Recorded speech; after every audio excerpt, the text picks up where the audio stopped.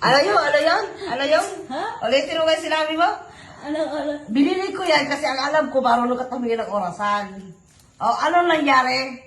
Tanong mo ka ng oras na. O, anong oras na?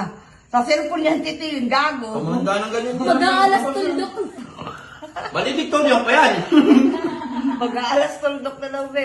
Alas tuldok. Kaya nga, patingnan mo nga yung kaibigan mo. Tingnan mo nga kung ano oras. Baka ikaw rin, hindi ka rin marunong. Ah. Tropa nga kayo. Nagnanan ganon. Ate. Ay, ang grabe bilang mo. Wala naman.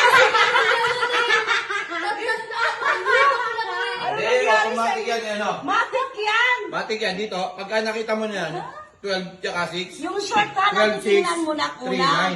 12, 6, 3, 9. O, pag Hindi, dito walang gano'n na yung... ayun na yung pinakadumpong na yun, no? Yung pinakatusok na yun.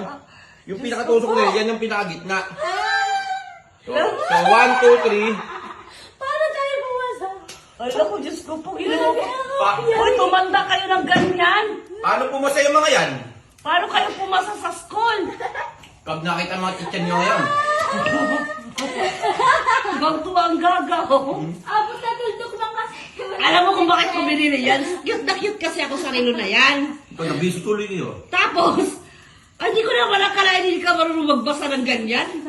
Diyos ko po. Tanungin mo ako. Ewan ko sa'yo. Tanungin mo. Ulit. Anong oras na? 10:45. Cellphone tumingin.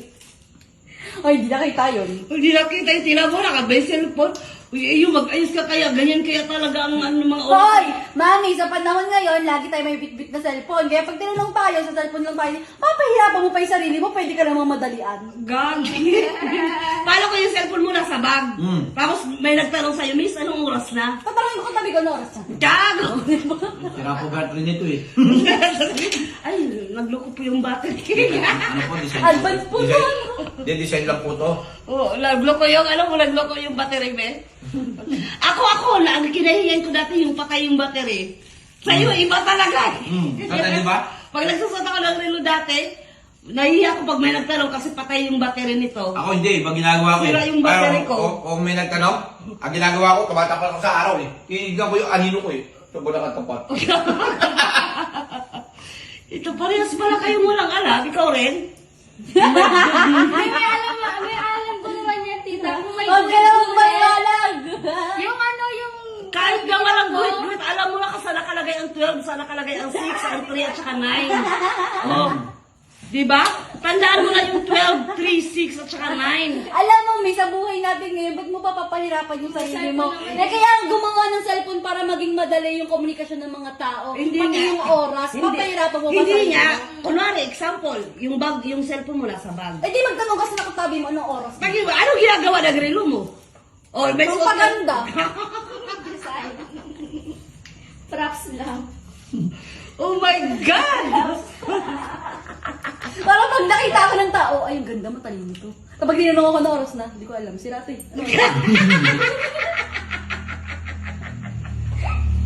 Ano? Baka yung magpaganda ng pang rich kid. Tapos pagkatabi niya ako, Wala yan, dapat pala binili ko yung bag, may mga number. tapos pagkatabi niya ako, tapos tinanong, anak mo to, hindi mo na yan. Hindi mo na yan. Matalino na ko eh. Balikin ko na kaya na. Oh my God, tapos hindi ko na lang pala binili yan.